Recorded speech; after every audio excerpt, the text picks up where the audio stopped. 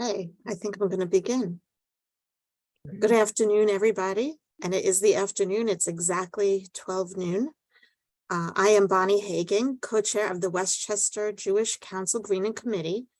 And I'm here today with my co-chair, Evan Kingsley, and Westchester Jewish Council's Assistant Executive Director, Pam Goldstein, and our speakers from the Westchester Alliance for Sustainable Solutions, who Evan will introduce shortly, and of course, all of you. Thank you for attending today. Before Evan introduces our special guests, let's go around the room and introduce ourselves. Please just say your name and the organization you're representing. And like we always do in the past, once you finish, please pick the person next to you on your screen, announce their name, and then they will be the next person to introduce themselves. We'll do this until everyone is introduced, and then Evan will introduce our guest speakers for today. So now I'm going to pass the baton to my co-chair, Evan. Please go ahead and introduce yourself. So I'm Evan Kingsley, and I'm both with a firm called Plan A Advisors, but I also am connected to Pleasantville Community Synagogue in Pleasantville, and I'm on the board of Westchester Jewish Council, proudly so. I'll turn it next to Elizabeth Lampert. Hi, I'm Elizabeth Lampert. I'm a member of Sharai Tikva, and I'm also on the board of the Westchester Jewish Council. And I will pass it to Vanessa Agudelo. Oh, no, wait, she's the special guest, right? Sorry. So I should do Ellen Weininger. Hi, good afternoon, everyone. Very happy to see you all. I'm wearing two hats. I am a co-chair of the Green Team at Temple Israel Center, and also I am Director of Educational Outreach at Grassroots Environmental Education, and also a very proud member of the Westchester Alliance for Sustainable Solutions. So I'll turn it over to Judy Zinger. I'm Judy Zinger. I'm from Bet Am Shalom Synagogue, where I head up the greeningrt, and I'll turn it over to Daryl Moss. Hi, everybody. Daryl Moss from Congregation Colony in White Plains. Daryl. Sorry, Courtney Williams. This is presenter. Oh, sorry. Karen Sabbath. Hi, I'm Karen Sabbath, and I'm with Temple Shrei Tefillah in Bedford Corners, and I'll turn it over to Bob Schloss. Hi, I'm Bob Schloss. I'm a member of Congregation Sons of Israel in Briarcliff Manor, and I'll turn it over to Dan Jaffe. Dan Jaffe from Bet Am Shalom. And let's see, Judy's already gone, so the next person over would be Karen Sabbath, who's got to unmute. She already went to. Oh, I'm sorry. Is Pam Goldstein, has she gone too? Thanks, Dan. I'm Pam Goldstein from the Westchester Jewish Council. Thank you all for being here and making time for this important roundtable. We are really thrilled to have you. And I will turn it over to Andrew Horowitz.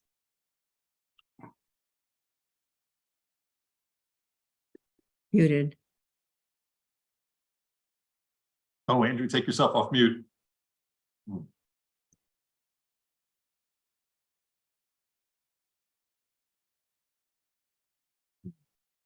Still.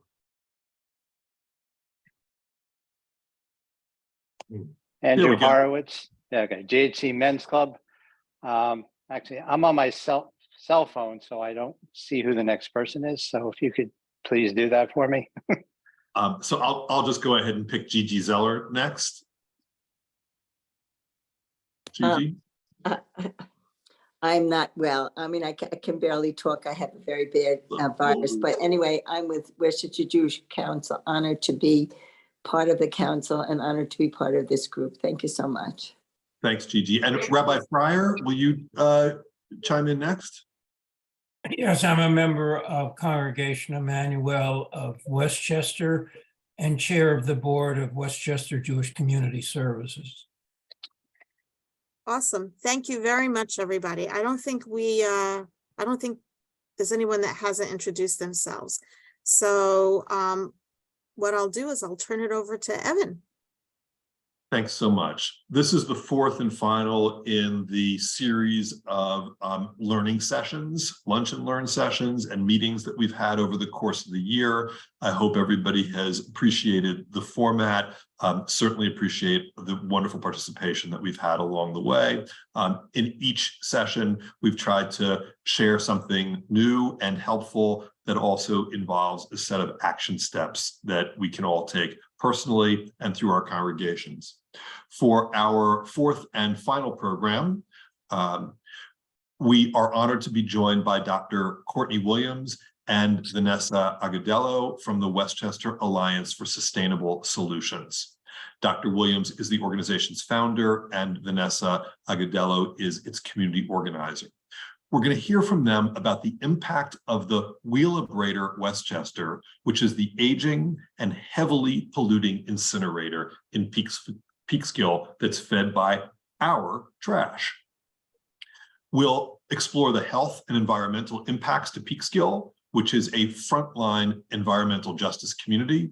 We'll also understand how communities across Westchester are impacted and the importance of implementing a zero waste plan and moving away from trash incineration. We should conclude with a series of action steps regarding zero waste strategies for our respective communities, as well as for achieving systemic change in Westchester. I'll turn it over to Vanessa, who will present, and I'm thrilled that Dr. Williams is available to help with the Q&A as well. Thank you so much, Evan, and good afternoon, everyone. Really excited to be here today. Just a little bit about myself before I jump into our presentation. I am a lifelong Peekskill resident. I just came officially on board with Westchester Alliance for Sustainable Solutions last fall. And prior to joining as organizer, I have worked for the last 5 years in immigrants' rights organizing here in the Hudson Valley. And we have, our community is made up vibrantly of many immigrants from South and Central America, as well from other places. And I love this opportunity to kind of bridge that gap of intersectionality. And given that this is the community I grew up in, it's a campaign that's really personal to me and my family. So I really appreciate you all having this interest and wanting to engage in this really fruitful conversation for a very important campaign. So I'm going to go ahead and share my screen. Okay, can folks see my screen? Get a thumbs up? Okay, amazing. Great. So what is WAS? WAS is the Westchester Alliance for Sustainable Solutions, and it is an alliance of community organizations from Westchester County working to close the Wheelabrator Westchester incinerator, which is located in the city of Peekskill, which, as has been mentioned, is where all of the county's trash is burned. Now, I'm going to open up the grid. How many folks have been to Peekskill? How many folks have visited our Peekskill riverfront? Amazing. Ooh. So if you've been to our riverfront and you've looked south, you've probably seen a really big smokestack, ruining the beautiful landscape around it. And that smokestack is typically coming from the facility known as Wheelabrator Westchester, where we send over our trash, truck it over to Peekskill, and have it burned. And a couple of years ago, this organization was formed, led by Peekskill residents, really after the realization that this facility was for health and was greatly compromising the well-being of our community. We set out on a goal to end trash incineration here in Westchester and have most recently created a zero waste task force, which means on a monthly basis where we engage conservation and sustainability committees, as well as other community-based organizations, community organizations from across Westchester. And it's a space where we all want to share kind of different perspectives and brainstorm around how we can strategize to move forward on our collective agenda, and would love for you all to join if you're available and interested. Now, as we fight to close and end trash incineration in Peekskill and just generally in Westchester County, we understand that as we fight against the problem, we also have to be fighting for a solution, an alternative. And that is why in parallel to fighting to end trash incineration here in Westchester. We're also pushing forward to have our communities individually and collectively start to practice more sustainable waste management practices, really with the goal of achieving zero waste. And it's really important for us to understand what zero waste is and what it means. This is the definition provided by the Zero Waste International Alliance, which is the definition that is really most recognized by the industry. And it is the conservation of all resources by means of responsible production, consumption, reuse, and recovery of products, packaging, and materials without burning, and with no discharges to land, water, or air that threaten the environment or human health. And to implement zero waste, we must create systems that keep out harmful substances that could contaminate materials that are recycled or composted. And this is what a zero waste economy, or a circular economy, also known as, looks like, right? This is what we really want to aim for, and this is the gold standard. We want to aim for less resource extraction, where we're producing clean products that can be put back into the earth, or could be easily reused, put back into a reuse enterprise or economy, or can be repaired and have multiple uses, not just a single use. And if there is no way to repair it, then putting it back into a resource recovery infrastructure so we could take the metals and find the most value from those products, so we can continue to have it moving through a circular economy, which then really ends in us creating very little to no resource waste or disposal, which keeps us removes our dependency from incineration or landfilling, which are our current practices. And what we're currently operating in is a linear economy, right? So we're taking, we have resource extraction to no end. We act as if our resources are not finite. We're making and manufacturing without consideration to the impacts it's having on our communities, to the kind of products that we're creating, the toxins that they are being created with. And then we don't care about their end of life, right? We throw it in the trash. We don't think about what happens after they get put in our trash bin. And we really kind of turn a blind eye to all the impacts that are being made to communities who are bearing the heaviest burden at every step.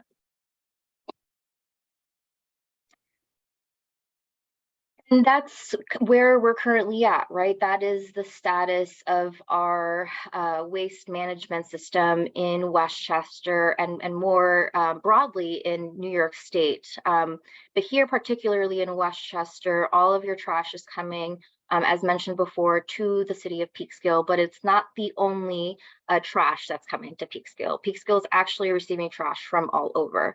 About 76% of the trash that's being burned at the Wheelbrader is from Westchester County, but another 18% is coming from Connecticut, including from Greenwich, 4% coming from Brooklyn, and about another 2% is coming from other surrounding counties, such as Dutchess, Orange, Putnam, and Rockland counties. And it's really important to understand this because this really demonstrates that even if we were to get our county government and all of our municipalities to change their minds about sending their waste to Wheelbrader tomorrow, the bottom line for this facility is their profit. And if they can't get their waste from Westchester, they will find a way to get their waste from somewhere else. That is their motivation, and that is really why we need our county officials and local officials and all of us collectively to really have a goal of ending trash incineration in Westchester and just saying no to these type of polluting facilities from being able to poison our communities and really make profit off of it. And now we know that this problem takes place across the country in environmental communities just like Peekskill. Peekskill is a largely Black and Brown population overburdened by dangerous and polluting infrastructures. Just even within Peekskill and along our borders, we have the trash incinerator, which is the largest source of air pollution in the county. But we also have a high pressure frac gas transmission pipeline, a chemical plant, a gypsum plant, and an aged, now decommissioning nuclear power plant, in addition to numerous brownfield sites and other industrial facilities. New York State's disadvantaged communities criteria has also identified numerous census tracts within Peekskill that bear an environmental burden higher than 98% of census tracts across all of New York State. And this incinerator, which burns all of the county's trash, is a major source of that burden, being the largest emitter of air polluter in the county. And we know, again, that Peekskill is not the only community that is suffering from these burdens. We have a number of communities across New York State, but we are absolutely one of the most burdened in Westchester County, given that we have this facility located right in our backyard. And really, this is the perfect example of where waste management intersects with environmental racism. Studies have shown that the largest and most polluting trash incinerators tend to be in communities of color, and Wheelbrader is the third largest here in New York State out of the 10 that we have in New York. New York is actually also tied with Florida for having the most amount of incinerators in the country. So we absolutely do have an incineration problem here in New York, and Peekskill is one of the 10, and given that it's the third largest, one of the most, that is one of the top communities that is bearing the most burden from this really toxic waste management practice.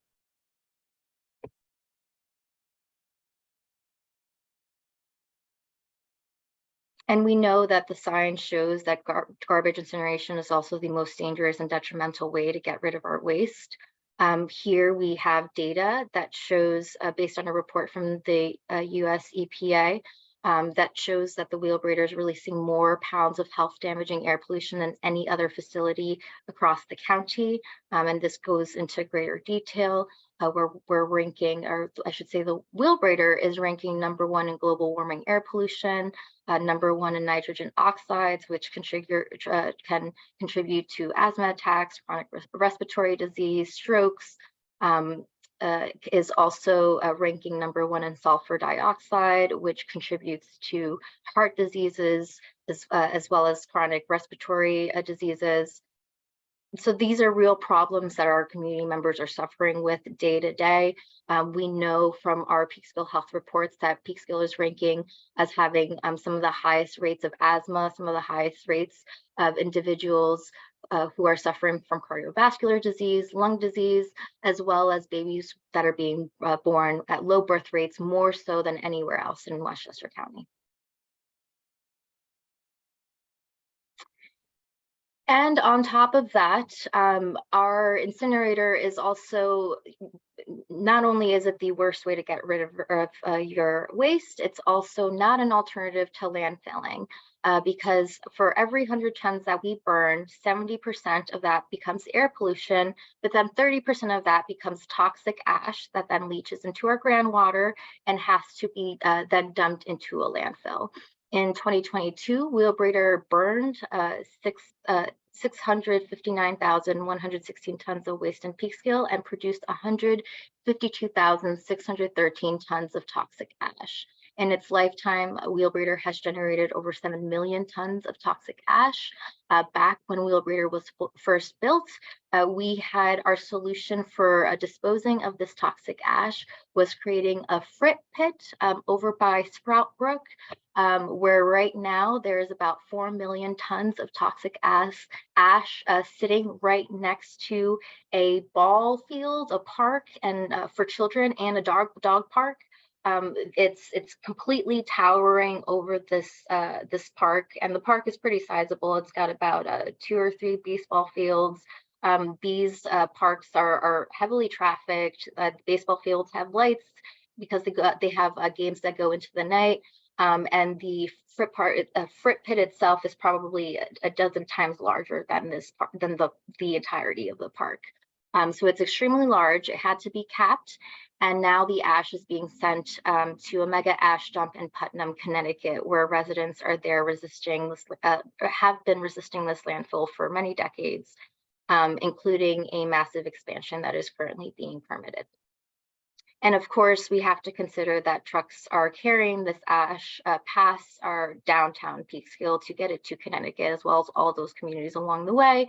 And naturally, ash is going to fall off of that truck into our environment, into our groundwater, and we know how dangerous that can be. We also know that burning trash is worse than burning coal. A lot of us collectively are aware of how dangerous burning coal can be for our health, but we don't often talk about how incinerators are worse than coal for about 30 different pollutants. CO2 emissions from trash incineration are about 65% worse than that of burning coal. They also emit the most amount of carbon dioxide than any other type of way to generate facility. So this is more than natural gas, this is more than coal, this is more than biofuels. And when compared to landfilling, the greenhouse gas emissions are about roughly twice that of landfilling the same waste. So again, it's the detrimental impacts that this is having on our community are extremely immense.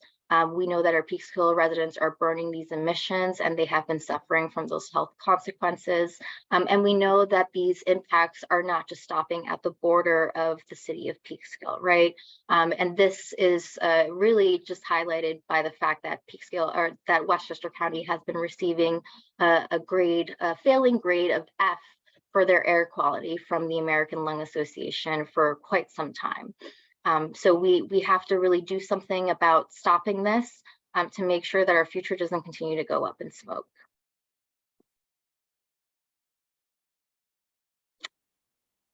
And if we don't care about air quality, public health, climate change, or environmental justice, what else do we got? So incineration is the most expensive way to manage our waste. From most recent data we have from the Energy Information Administration, incinerators are 15 times more expensive to maintain and operate than solar, and 11 times more expensive to maintain and operate than coal facilities. And we know that our facility in particular is very old. We have one of the oldest trash incinerators in the entire country, going on 40 years, just turning 39 a couple months ago. And we know that the average lifespan for an incinerator is about 24 years old. So this is way past its average lifespan. And we really need to come to terms with the fact that this is a financial risk for Westchester. There have been instances across the country where facilities have had to close down from one day to another because of operation issues, and it has left communities having to bear the burden of figuring out what they're going to do with their waste completely overnight. And this is not something we want to be put in the position to do.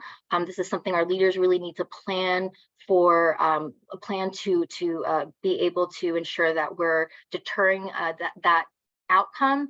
And given the fact that we do have a current contract with Wheelbrader that runs through the end of 2029, and we're halfway through 2023, we think it's really important for our leaders to start thinking of alternatives and ways to move us to being able to divert our waste stream, so we don't have to renew that contract and continue to put our communities at risk of their health and financially for the taxpayers.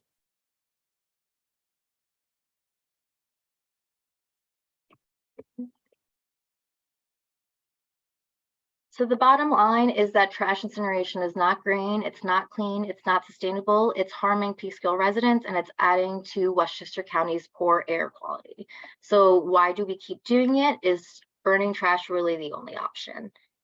And we believe it is not. But the question that we're often asked when we're doing this work is, what will happen to our trash if we don't burn it? So from a climate change perspective, even shipping our waste to a landfill is better than burning it.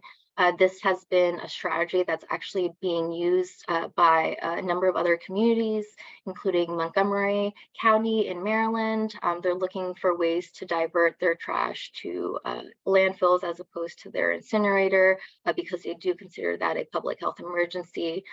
We also understand that our main priority has to be systemic change to eliminate generating waste, because as we had mentioned earlier in the presentation, even if Westchester committed to diverting their waste elsewhere, not sending it to the incinerator.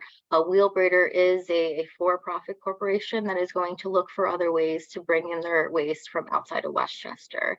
So we need our leaders, we need our governing bodies across the county, as well as locally, to really be on the same page of understanding that it's not just about slowly moving towards zero waste practices, but it's about quickly making systemic change, because this is a public health emergency that needs to be dealt with.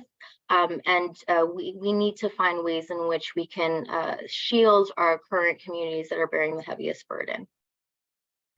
There are currently zero waste programs for participating municipalities.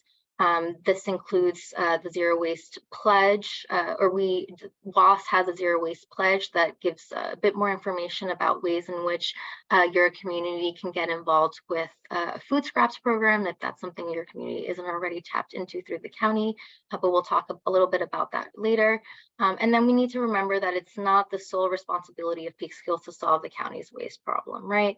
I recently have been doing a zero waste plan for the city of Peekskill, and when you look at what the city of Peekskill waste is compared to everyone else's waste, it's something like under 2%. It's a very, very, very small fraction. So our waste, even if the city of Peekskill were to be able to turn zero waste tomorrow, it's not going to make a difference. We're going to continue to be polluted by the rest of Westchester's waste, by the waste coming in from Connecticut, from other counties, from Brooklyn, from anywhere else Wheelbrader can get it.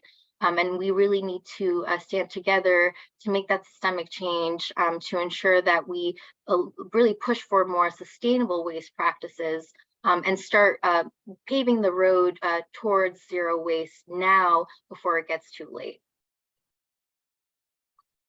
Now, to the question about, if we can't burn it, what are we going to do with it? I think that this gives us kind of a really good idea of what the scale of our situation is, right? It's hard to imagine when we're talking about hundreds of thousands of tons going into the incinerator, what the hell are we going to do with it if we're not burning it? But when you actually look at the breakdown of our municipal solid waste, and this is the most recent data from New York State DEC. The New York State DEC actually just recently put out their draft big solid waste plan for the entire state. It hasn't been approved yet, but they had some really great drafts in there, this one included, and this kind of breaks down what our municipal waste looks like. And as you can see, a majority of it is coming from paper. Another big section of it is coming from food scraps. Another section of it is coming from plastics, yard trimmings, wood, textiles. And the thing is, we know what to do with these things individually. And in many ways, we already have infrastructure in place to put these materials back into a circular economy, back into reuse, back into recycling, back into bringing value into our environment as opposed to taking from it.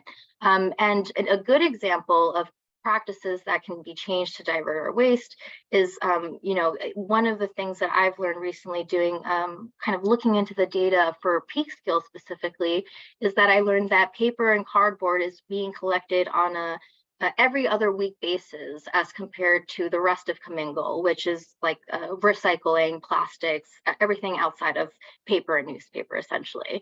And I learned through kind of the cohort that I've been working with on the Zero Waste Association International, we've been recently taking kind of the zero waste course, is that this tends to be a strategy of the incineration companies. They like to have paper in their waste because it gives them more BTUs. It's easier for them to burn their items. And typically, policies are written in a way where paper is kind of being driven into the waste stream to make that easier for the industry. And I don't know if Peekskill was aware that they were doing this maliciously or if this has been common practice, but if we were to increase our paper and newspaper pickup, and we would want to source separate them, right? Because it's very easy for those things to become contaminated, then we could keep them from going into the incinerator. And that is a large portion of of what you can see our waste is here. But that requires resources, that requires increasing our infrastructure, and we really need to do that on a larger scale. And Peekskill, given that it's one of the poorest cities in the county, we really need help to do that from not just the county, but also the state. And again, that involves all of us doing the advocacy to push for more sustainable waste practices, to push for funding for that kind of infrastructure, and to advocate against subsidizing things like trash incineration.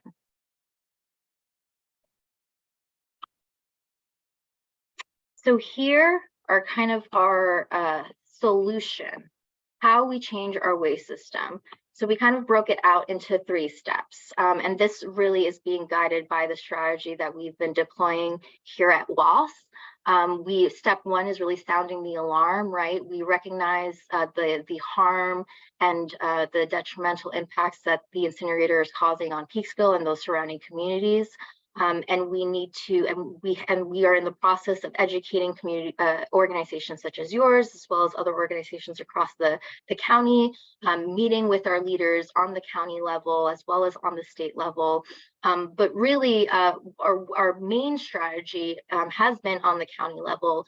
And what we are asking for is we're asking for the Westchester County government to hire a certified zero waste consultant to study our waste stream and make a roadmap to move us towards zero waste and end incineration. And this was something that we have come to the Board of Legislators with. We actually presented to them last year during their budget hearing, and was something that was actually mentioned as a priority during their press release after passing this year's budget, though it wasn't a line item. It is something that the Board of Legislators recognizes as a direction that we need to move forward in. But we need more than that. We need the county to make a commitment to not renew their contract in 2023. As we mentioned earlier, the wheel breeder is under contract with the county to receive their trash through the end of 2029. And we believe that the bare minimum should be that the county should be looking for ways to find alternatives by hiring a zero waste expert to come up with those action steps and ensure that we're moving in a direction that allows us to not have to depend on the wheel breeder and ensure that we are not renewing that contract in 2030. And on top of that, we also need Westchester County to have a commitment to close wheel breeder and end incineration, because as we had mentioned earlier, Westchester is only about three quarters of the waste that's going to wheel breeder. If wheel breeder gets wind that we are trying to, that Westchester has a serious commitment to divert their waste from the incinerator, I'm sure that their next plan is going to look for ways in which they can get waste from other places. So we need to ensure that our county is not only on the same page of diverting their waste, but ending trash incineration across Westchester. Step 2, we need to put out the fire. We are also aware that municipalities individually are under contract with wheel breeder to send their trash. These contracts are under different calendar terms. Their contracts expire much more recently. They'll be expiring on October 21st of 2024. So there are opportunities for individual municipalities to seek out alternatives and ways in which they can divert their waste earlier than just the end of this decade. And as mentioned, other communities across the country have sought out short-term landfill alternatives until they can meet their zero waste goal and be able to divert closer to 90 or 100% of their waste. And then step 3, of course, is to rebuild the system, right? We don't want to make our trash someone else's problem. We don't want, if we do move towards landfill alternatives, we don't want that to be permanent. We understand as an environmental justice community what it means to be a sacrifice zone, and we don't want to just send that burden off to another community. So as we're working towards closing wheel breeder down, towards ending trash incineration practices here in Westchester, we also have to move towards more sustainable waste practices that are going to reduce our waste to a more sustainable level, and eventually get us to zero waste.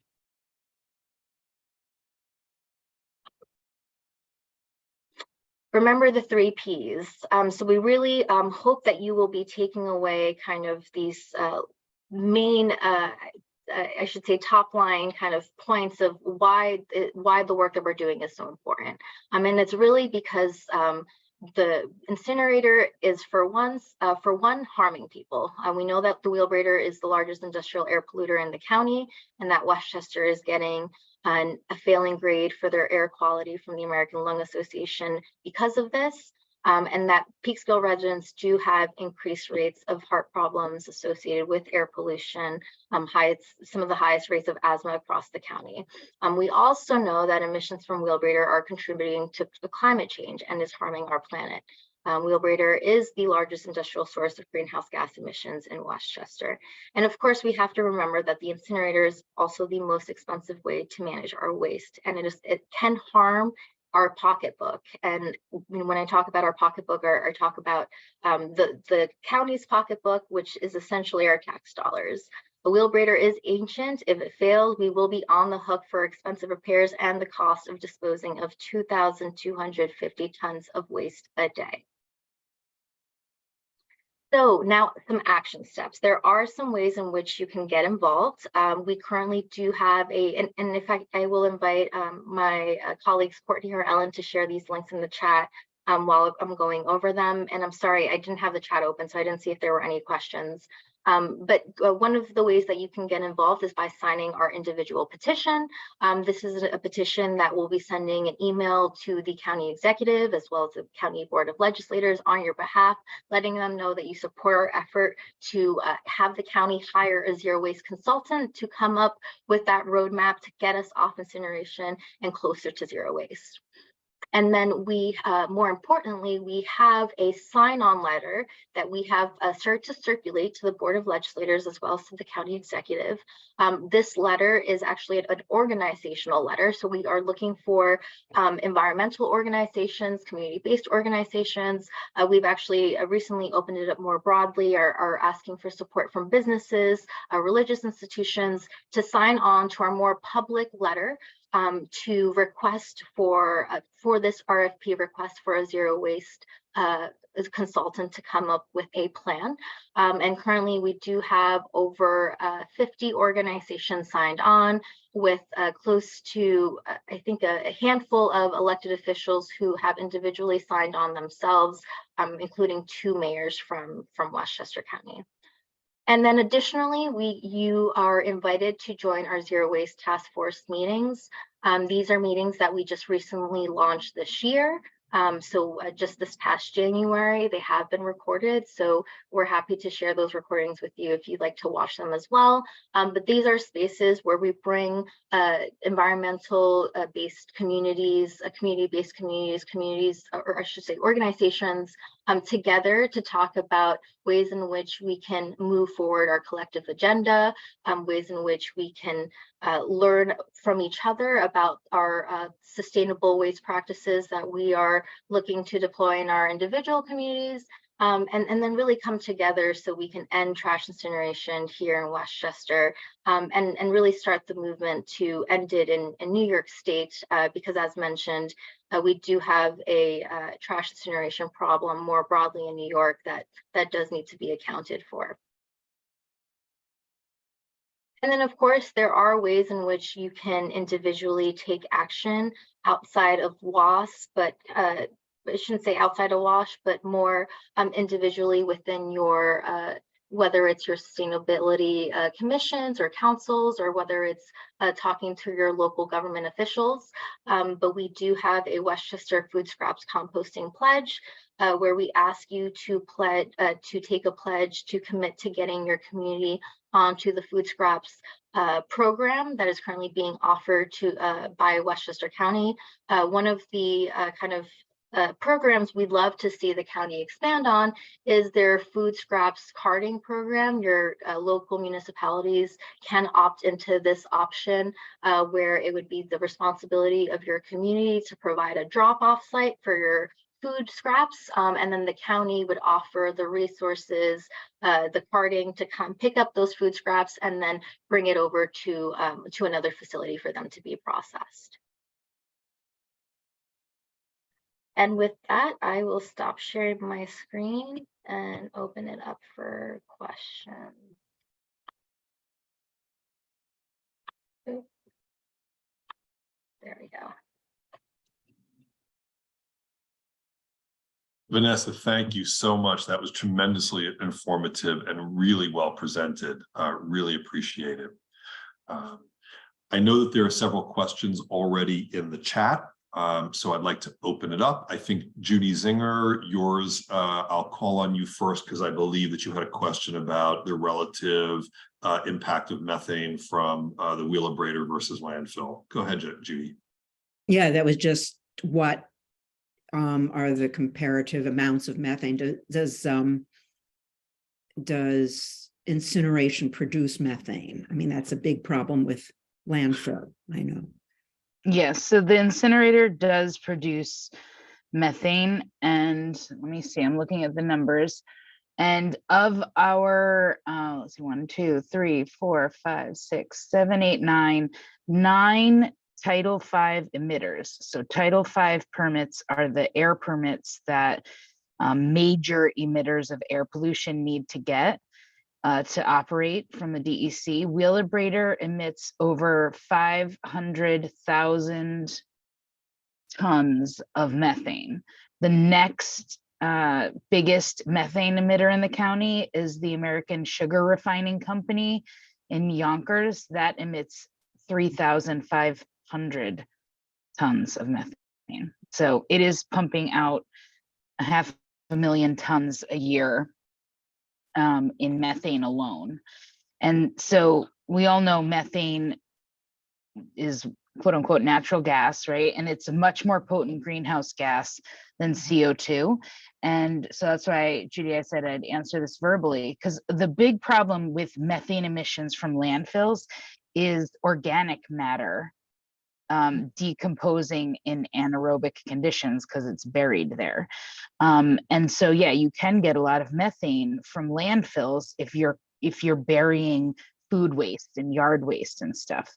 But you know, if you divert your food waste and yard waste and you compost it, then that major source of the methane emissions from the landfill doesn't happen.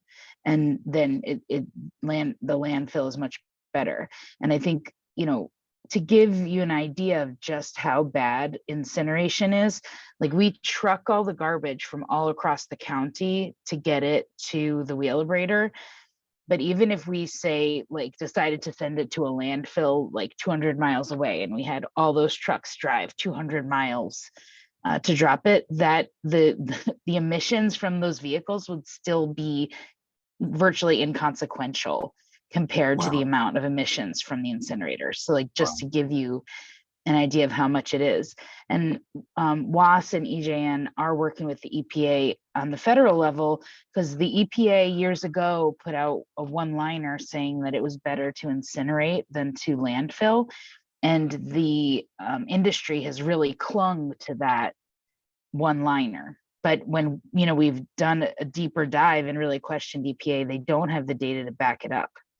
And I think especially with, you know, the ability to compost and divert stuff from landfills, it makes it really obvious that landfilling is even better than incineration, not because landfilling is great, just because incineration is so bad. Thank you. Yeah, really valuable information. Thanks for the question, Judy, and Courtney for the answer. I see Elizabeth Lampert. I'll ask your question next, and then we'll move to Daryl Moss. Thank you. I have a couple things. One is I think you need to educate the community. Well, maybe not you, but somebody needs to educate the community. Too many people do not know that our garbage is burned. I didn't know that until a few years ago. And so now I'm very much more conscious about what I'm putting in the garbage. The second thing is that we also, I don't know, we have to do this, I think, in conjunction with reducing waste in general. And that's hard in a consumer environment. and there's no responsibility for us to buy things and have to be responsible for them.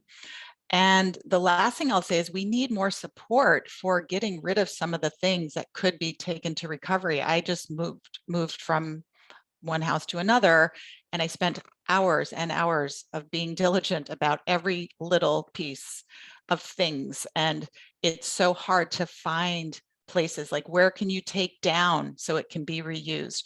Where can you take CDs and CD cover cases? There are places you can do that. You have to send them in. But there's just not enough support for all these things that we could keep out of landfill. And I'm somebody who really cares. And if I can't do it, that means a person who doesn't care so much can't do it because they're not going to take the time. And you're absolutely right, Elizabeth. And that's really why we're looking to create systemic change, because I didn't mention this during the presentation because the presentation already was a bit long. But it is a very important piece to note. The Wheelbrader is publicly subsidized. It's currently not paying taxes on the property where it is operating. It has a pilot agreement with the Westchester IDA, which allows it to make a payment in lieu of taxes, and that is a huge burden on our Peekskill School District. And this tends to happen in communities where there are landfills. They tend to have these pilot agreements. We're working with a community down in Long Island where it has a similar situation, trying to do IDA reform so we don't continue to kind of give away the shop and it really be on costing and be at the burden of kind of the education of our future generations. So this is a publicly subsidized facility. And if we were to get those taxes from that facility, you know, we could be expanding on the kind of infrastructure that we want to see, or we could be using that money to really be able to provide the kind of support that our municipalities need to be able to engage in waste diversion programs. But right now they don't have that support. And right now we're really kind of letting Wheelbrader to poison our communities and then get paid for it, right? Save money from it. And so these are the issues that we take as being kind of really grave and that need to start to change in order for us to be able to move towards solutions. Because as long as we're publicly subsidizing a Wheelbrader, we're not going to be able to use the money that we're losing from enabling such a facility to operate and shifting those resources to more sustainable waste practices that we should be engaging in on a much quicker rate. Vanessa, I think you used the term pilot, and if I remember correctly, that means a payment in lieu of taxes. Is that correct? All right. We'll take one more question. That's from Daryl Moss, and then we'll say thank you and spend a couple more minutes concluding this meeting. Daryl, please. Thanks so much. This was really interesting. I'll have two quick questions. Is there another municipality in the country that has closed its incinerator that we could model, that Westchester could model after? And my other question is sort of a comment. Westchester is composed of so many cities, towns, and villages, and they all have their own sanitation, their own government, their own sanitation department. Is there a way, let's say for food scrap recycling, instead of each town trucking its own, like to have some sort of like Lower Westchester, Mid Westchester, Upper Westchester, so to save money for each municipality, because everybody's. Yeah, the county already has a food scraps recycling program. So even though individual municipalities like collect it, there is a countywide program to manage it. So they're not having to truck it to, like, each individual municipality is not trucking their compost to a facility. So there is, and that's why, you know, Vanessa showed that breakdown of municipal solid waste. And it's like the county already has programs for pretty much every single one of those things. So it's just a matter of expanding what we already have. And we do also have what's called the municipal waste district, which the majority of the county falls under.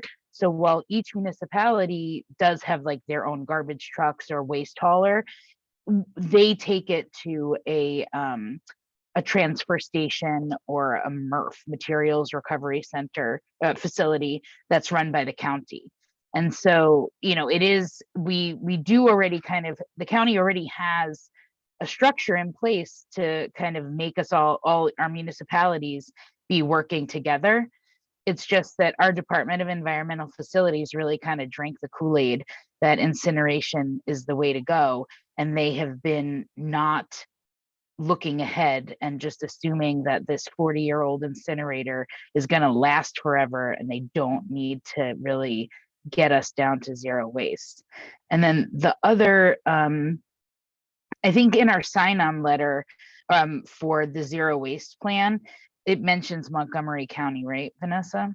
Yeah, right now Montgomery County is undergoing a process to see how they can close down their incinerator, and their alternative would be to transfer through transfer stations to truck over their garbage to a surrounding, or I shouldn't say, I don't think it's surrounding states landfill. So that is an alternative that they're looking into. It. They don't see it as, it's a short-term alternative. So I think it's going to run in parallel to them running kind of a zero waste plan with a high rate of waste diversion over a few years. And I know Baltimore County has most recently been able to close down their incinerator, but they're right now left in the process of having to figure out what they're going to do with their waste. So we feel like what we're asking for is very reasonable. We're asking for just really the bare minimum, and that's for Westchester County to hire a zero waste consultant to come up with a plan to ensure that we are no longer dependent on the trash incinerator through the end of this current contract, right? And in government years and bureaucratic years, it's already maybe even running it too soon, but it is, we're halfway through 2023. We feel like this conversation needs to start now. And we do think that the county government needs to do its due diligence to ensure that we are putting the best options forward in terms of sustainability, in terms of health impacts, when it comes to our waste management, especially since we have the opportunity to get out of this contract through the end of the decade. So somebody asked in the chat, is there money in the county budget for this person? There was no budget line allocated specifically for this, but there was mention of prioritizing zero waste in the budget statement release that was made earlier this year. So it's not even such a huge amount of money that they need a budget item. It's like there's money without making a line item in the budget. Let's go. So I mean, we need the commitment to say we don't want to keep burning waste in Peekskill. I mean, really, if we had our druthers, they would shut it down immediately because it's causing a public health crisis in Peekskill, or contributing to one.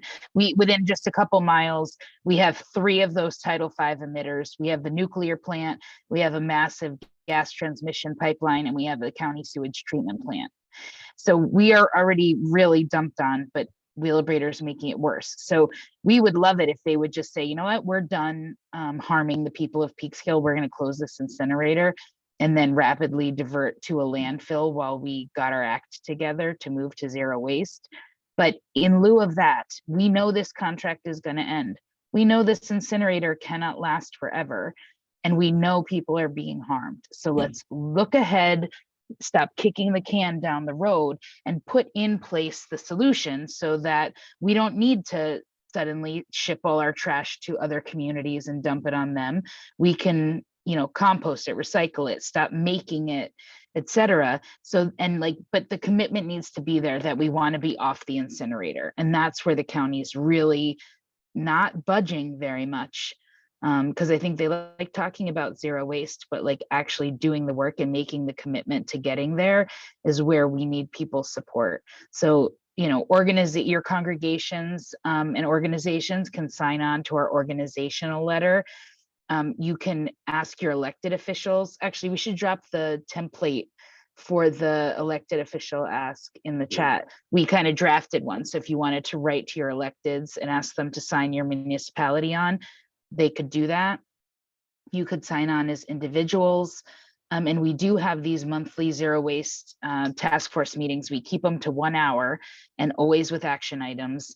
So if you can join us there.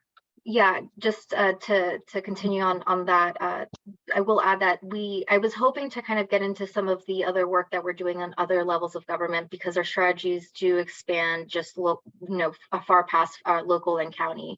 But I decided that it may be good to just invite you all to our next meeting, which is actually taking place a week from today at 7:30 p.m. via Zoom. We are engaged in a number of statewide campaigns that help us kind of move forward in our agenda of getting to zero waste.